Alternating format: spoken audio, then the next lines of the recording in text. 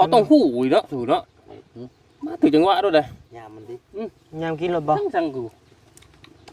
งานเบิ่นมาตะต้านแล้วบ่พัดใช้ มาไหนก็ถือก็ได้ถึงจังหวะเลย หอมกุ้ง มันส่งสัญญาณอยู่ว่าสิแล้วก็บอกแล้วแหละตั้งแต่พวก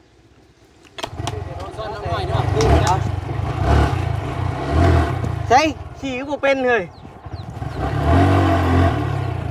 น้อยไปสิพาไปหลอกไป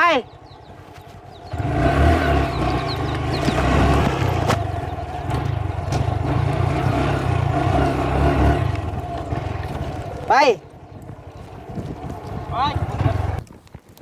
สวยนั่นตัวหนึ่งกันตัวนึงพี่ มันยังยันพวนเกียดบ่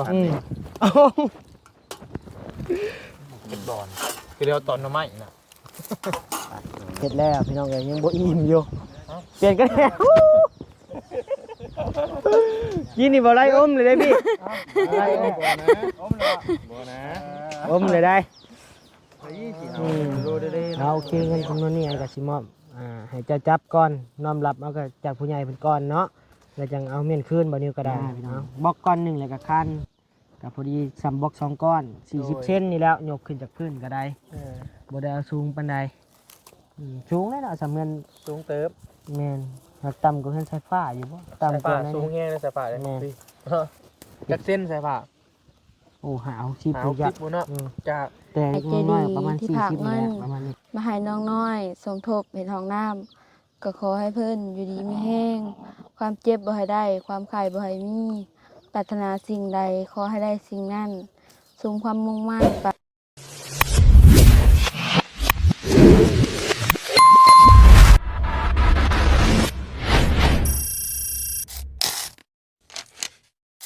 อาหารตามมันกับแม่นยังบัดนี่เนาะอื่น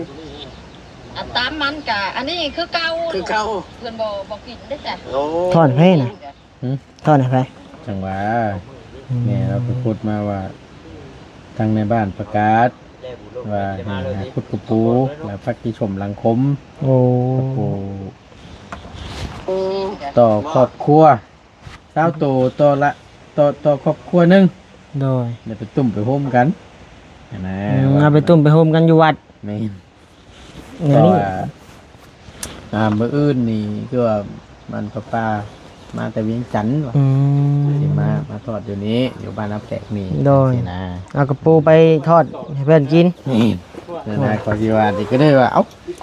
หมวน คือบ่สิ นะชิ้นสิ เนาะ มีแต่ชิ้นเท่านั้นแหล้วอ่ะ มีแต่ชีมีแต่งัวเท่านั้นแหละ แต่ เนาะ ว่าแปลกอยู่ได้ แปลกอยู่ ขอสิว่านี่ถ้าก็เห็นนี่แหละ โดย ปีที่แล้วนั้นเฮ็ดอันเฮ็ดบดแห้งแล้วอ่ะ โดย แกงแล้วก็ซุปแล้ว โดย ปีนี้ก็ปูแล้วอะ เปลี่ยนมนต์ใหม่ติ แม่นสร้างเป็นแค่ หากบ้านเฮารถว่าสิ้นไข่เนาะ ชิ้นไก่ พุ่นละโล2โลบ่ซั่นเพิ่นก็ขายงัวเป็นโตนะ แม่นนั่นแหละส่วนหลาย ก็เชื่อว่านะแบบมานี่แล้วหากินเลยแล้วอะไรก็ได้ โดยเอาพี่น้องเอ้ยกราบทักทายสบายดีนะพี่น้องเนาะ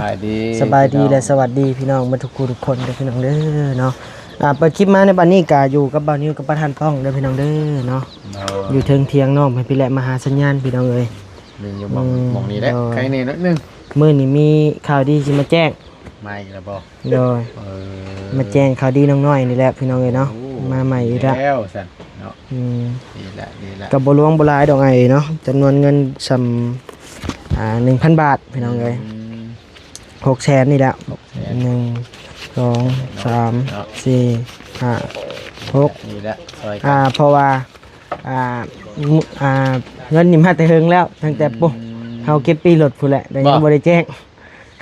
คือกัน โดย ล่าสุดที่ให้แจ้งไปเมื่อวานนี่ก็ตั้งแต่พุ่นละ เก็บปีรถหัว พร้อมกันพุ่นละ เอ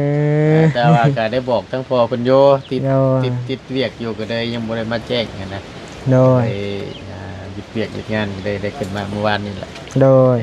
เฮาก็ทั้งพ่อเพิ่นผู้เก่าและเพิ่นฝากมาสมทบอีก 1,000 บาทว่า โดย ผู้เริ่มต้นแรกๆ450 บาทนั่นแหละ จ้า เพิ่นก็ส่งมาอีก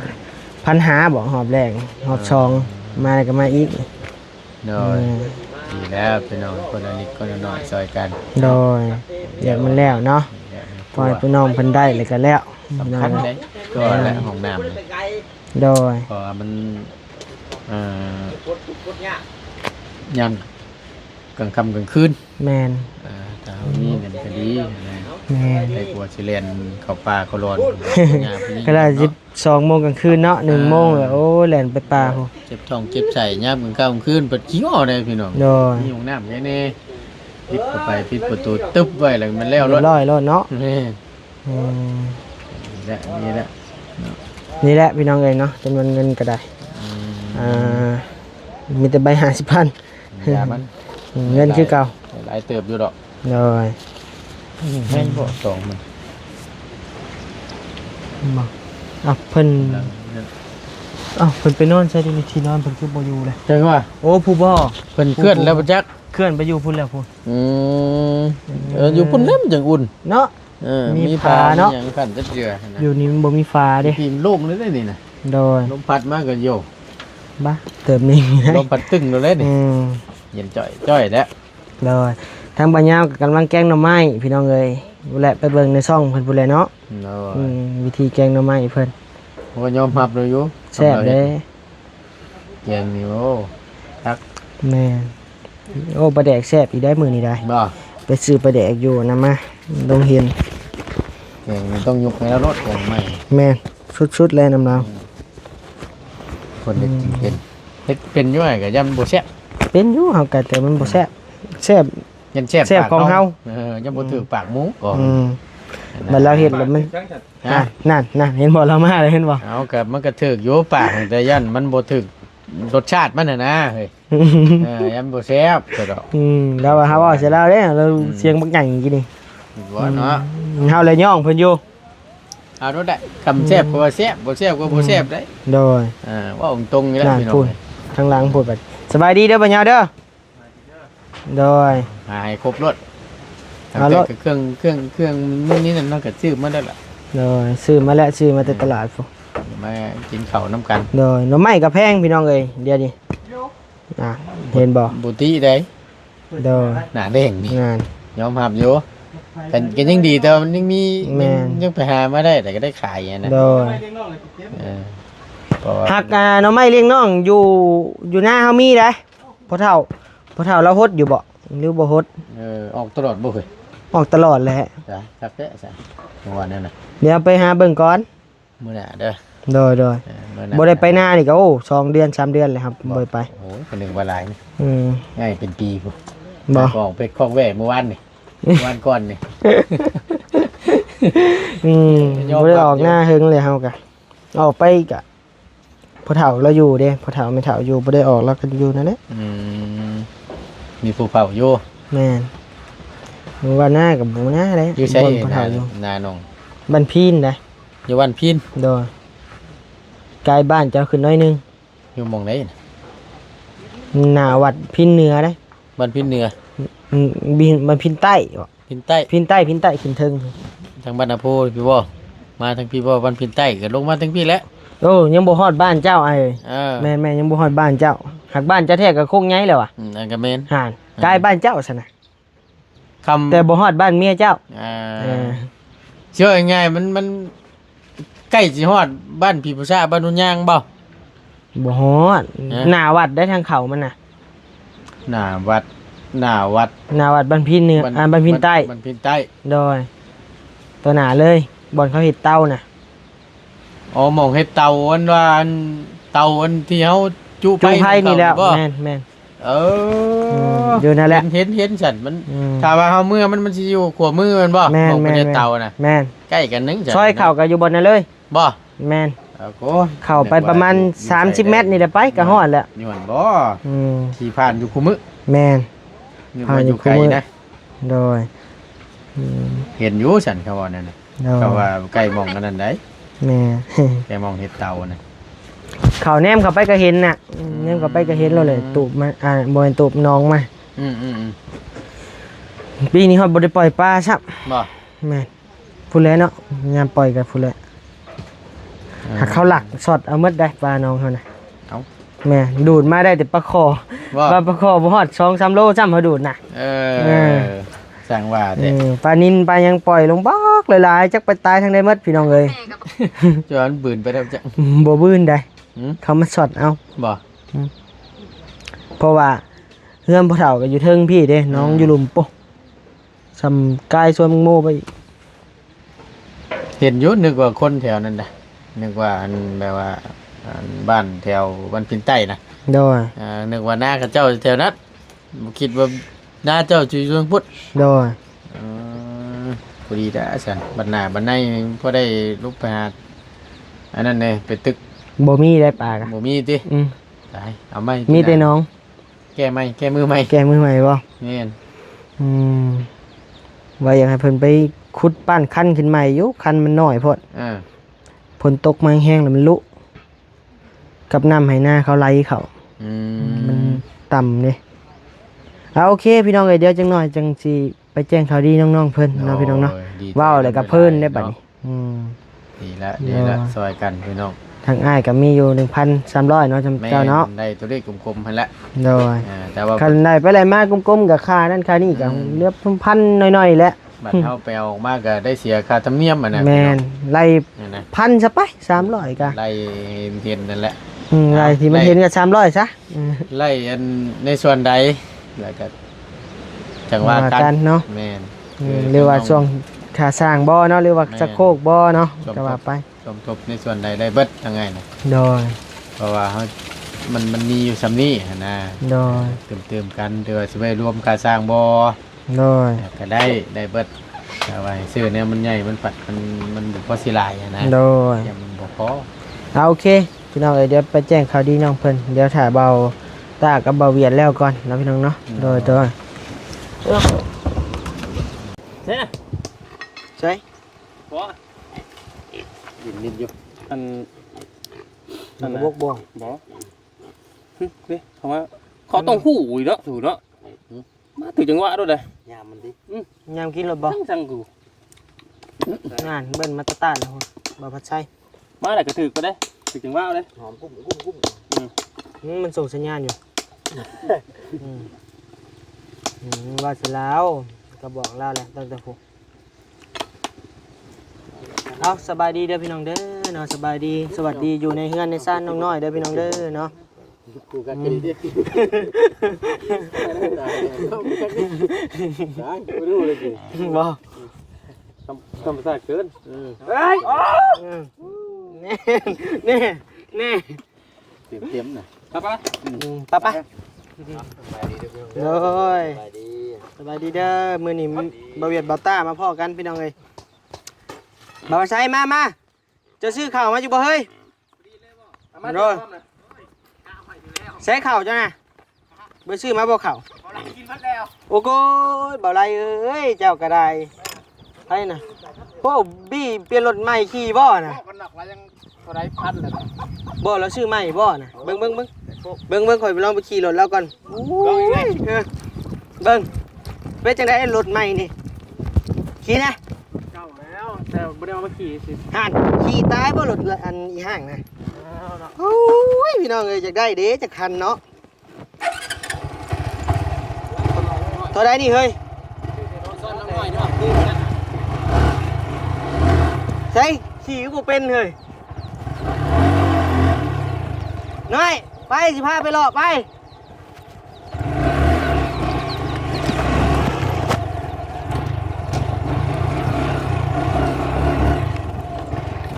ไป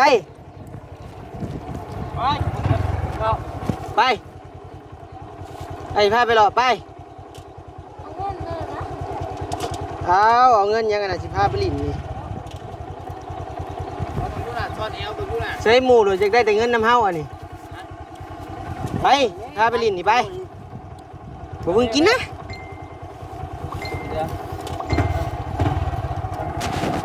ใช่นี่เห็ดบ่มีเชื่อใจเฮาแท้เนาะ ตะเกียงไม่อยู่ เอายาเลยสันโตขักได้นี่เนาะได้รับไปใส่เลย บ่คือนั่งข้างหลังท่อนที่ ไปขอบใจบอกพันใจ เจ้าเลยว่าสิ ใส่แล้วผม บัดนี้เฮ้ยญาติผู้เกียรติจังมื้อนี้มาทันเวลาพอดีเนาะทันเวลาเป็นแท็กซี่ก็อยู่ข้างเก้าแล้ว เด้ตุนจะไปนั่งเบิ่งนั่นไป บ่เฮ็ดของด้วยเอาก็ได้ครับเอาเนาะเอามาพี่สวยนะพี่ก็กินเดียวจังนี่ นี่บ่ แล้วว่าจะกินเลยครับ บ่หมดแล้ว ช่วงซื้อก็ขาวติดเดียวกินติดเดียว ใส่จองเขียดเด้อใส่เฮาได้ซะบัดนี้ ป้าผามันน่ะนิ้ว เสลียงแม่เสลียงแม่ นี่ป้าบวง ใส่พี่น้องเอ้ยหมู่คือบ่ฟังเฮาจักดีดิเรียนว่ากินก็ได้เนาะเบิ่งน้อย ข่าวได้เท่เขาพี่เด้ มาเด้อ บ่ไรเด้อ เอาใส่ ดู สวยนั่นตัวหนึงกันตัวนึงพี่ มันยังยันพวนเกียดบ่ เอา เป็นบอลคือเรียกตอนน้ำไม้น่ะเฮ็ดมันเฮ็ด พี่ออกมากิน น้ำไม้ก็บ่แม่นถึกเด้อพี่น้องเอ้ย จกเอา มัดแสนปลายพุ่นเนาะบ่ยาว มือหน้าเอานะ นายเด้อบอกว่ามวน ตักอีก เออ ตักไม่อีกสวยนึงโตแล้วมันไปแล้ว โอ้กูลูกตอนใหญ่เฮ้ย จงไว้ให้เจ้าได้นะ โอ้หักได้นี่ ช่างตื่นกระลุก ของมักให้ โอ้ที่เกียดจะนำบ่ล่ะที่เกียดซะเนาะ เด้อ แบ่งกันไป เปิดไปพอมาเลยแม่ นั่งเลย หามงหมุนเขาแล้วนะ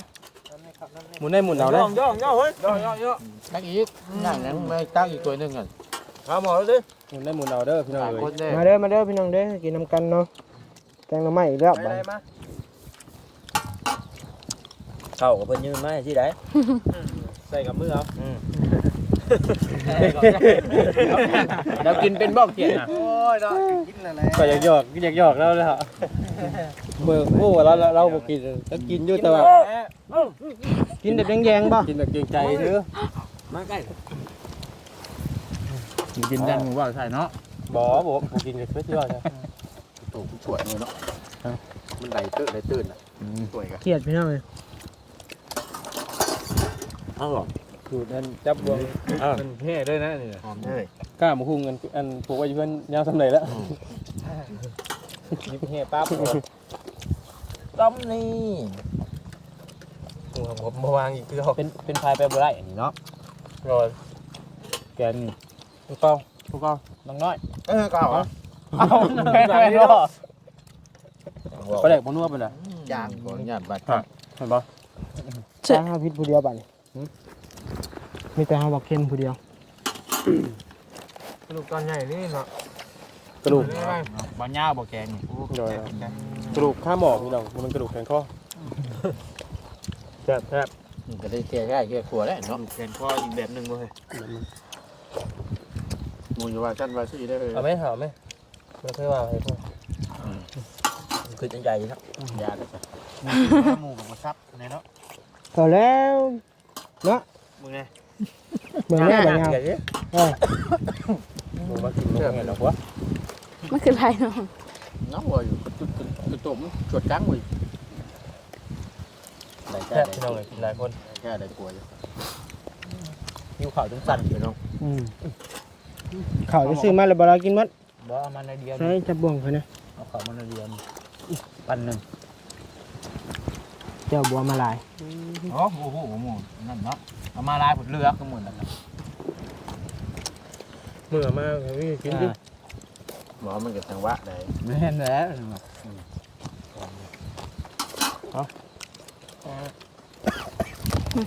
คือกันปล่อยนอกจากมัน อ่า จางวะ บ่จางแล้วนี่ เอ้า เฮาว่าพอดีเนาะ ไอ้จะจางเลย มักบ่คือกันเนาะ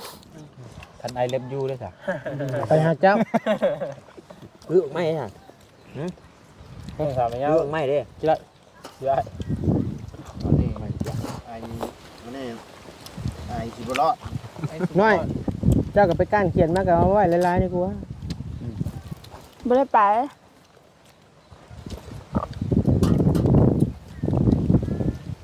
ได้ไปสักคืน เบิ้ง ขอตู้เด้อ แซ่บเนาะตักนี่นั่งจะกระดูกให้เกรงใจเบิดโกรธเยอะ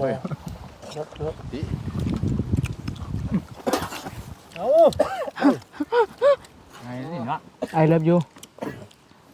ไอ้ที่บ่รอดได้ ถึงเด้อ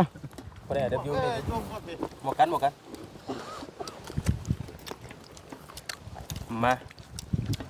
ขอบกลางคุณหน้ามันบ่พอคือมึง ถูกลายเต็มหมดเลย จะฮู้บ่ซื้อกระดูกมาเท่าใดดาวมึงเด้อ บ่ฮู้ว่าเจ้าบ่บอก ดาวก็ยังว่า เต่าเด้อตัวเด้อ กันหนึ่ง แสนหนึ่งบ่บ่ตายจะว่าเท่าใดซื้อกระดูก 80 80บาวเวียดเด้ 60ป่ะ 60บาวบี้ แซนบาย แสนปลายบาวไร ที่เพิ่นกิน น้องน้อย 50 บ่ยาว ซามันกีบพี่น้องเอ้ย เขาว่าหน่อยยังมีเนาะ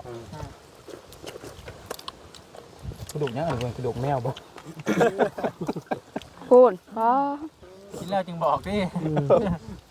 อีเลิศจังกันเลยบ่ ใช่ไหม เอาไปเติมเลยครับซับแบบขี้ข้านนี่ไปฆ่ากันเนาะ บ่ขาดเลยครับ อุ้ยฆ่าบ่ โอ้ยแต่เราโยถุงขึ้นมาเท่าลิ้นคิวขึ้นนะก็เผา มันมืด เอาได้พี่น้องโจ๊กก็ได้เผาเลย กระดูกเนาะพัน รวยเละตัวเอาง่องเลยเกี่ยวเยี่ยแล้วก็ก้อนนั่นมัน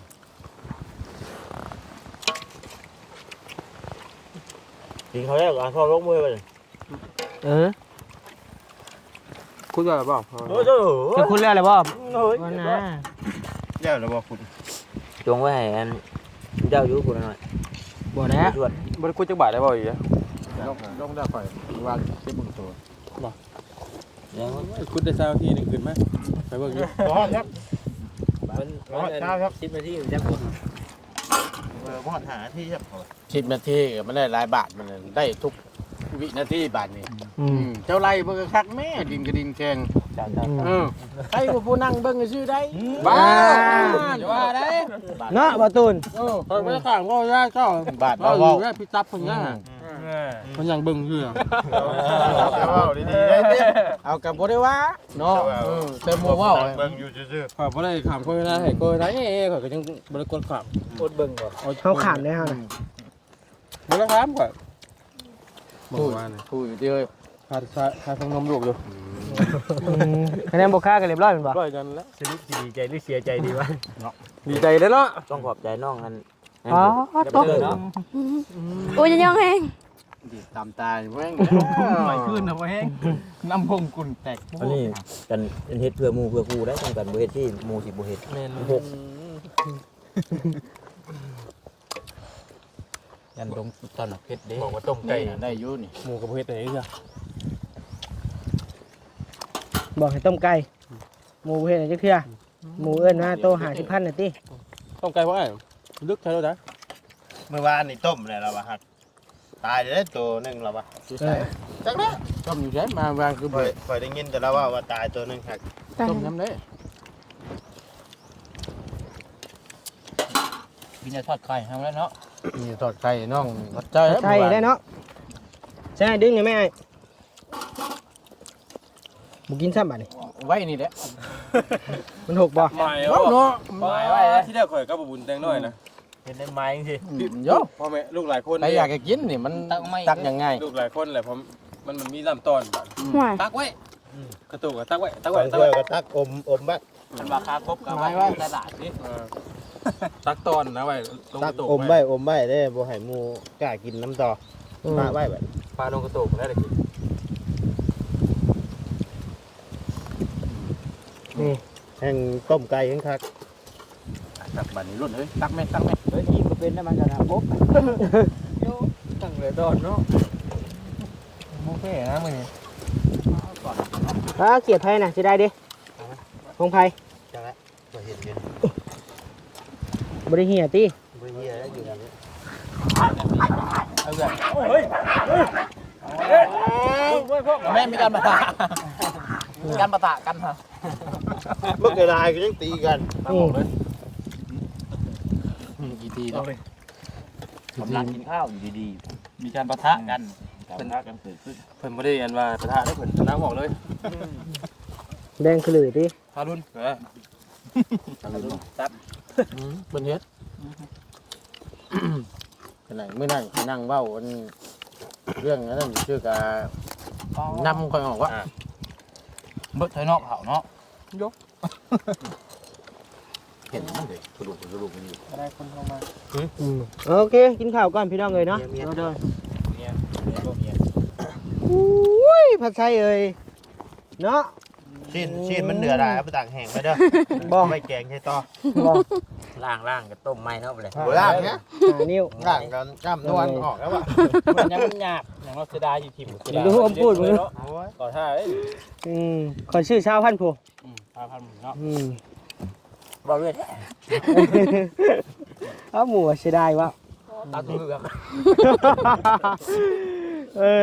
เอาพี่น้องเลยเนาะโดยพูดพี่น้องเลยสองไอ้น้องผม ชกจน มา เบิร์น ไปพี่น้องผักกัน ช เนาะ กจนเบิร์น เฮ็ดแห้ง สองไอ้น้องเพิ่นเฮ็ดแล้วพี่น้องเลยยังบ่อิ่มอยู่เปลี่ยนกันแล้วกินนี่บ่ไรอมเลยได้พี่ไรอม บ่นะ อมเลยได้ ไป20เอาดูดีๆเนาะเงินแนวบาทแล้วว่าผักแหน่ลี่นี่เนาะ ไปทางใด เนาะ กระดูกหมู มา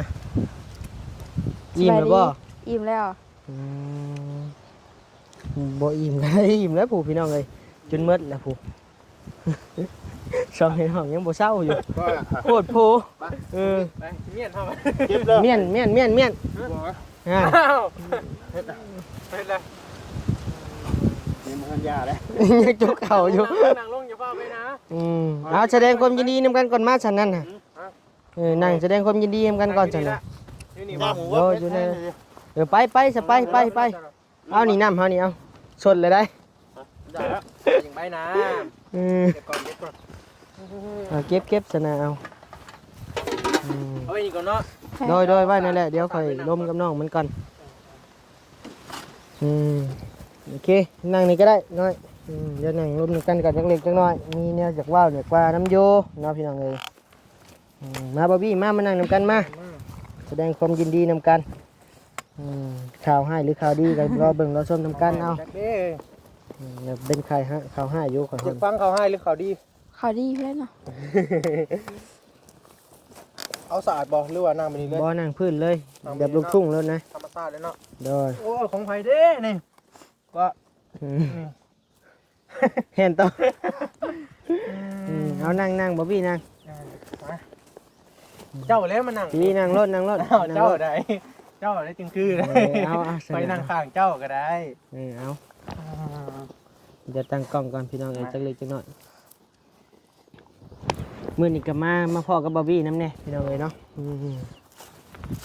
มีข่าวยังมาแจ้งตื่มน้องน้อยอยู่พี่น้องข้างเด้ คงยันแหละ อิ่ม สบายดีครับพี่น้องเนาะโดย อิ่มบ่ต้องน้อยมื้อนี้ อิ่ม เจ้าบ่แกง บ่ยามันให้มันกินรถ เราเนี่ย บ่ยาว บ่ยาวซะแนวแต่บ่นิ้วซื้อพี่น้องเลย เซฟประจำทีมงาน โดย สุดยอดและบ่ยาวชาแนลนี่ แม่น มื้อนี้มี2ข่าวบ่ เอาเว้าหลาย หนึ่ง มีข่าวหนึงมื้อ ข่าวห นี้ นึ่ง มีอยู่เงินจำนวน 1,000 บาทเด้อพี่น้องเด้อเนาะอ้าว ข้ามาให้ถั่วหรือบ่นะ อย่ามันเบิดแล้วแหละบ่มีไปกินต่อดอก เป็นเงินจำนวนเงินกีบก็600,000กว่าๆพี่น้องเอ้ยเนาะ โดย ก็เป็นเงินทางผู้ใหญ่ใจดีจากฝั่งไทยคือเก่าคือเดิมพี่น้องเอ้ยเนาะก็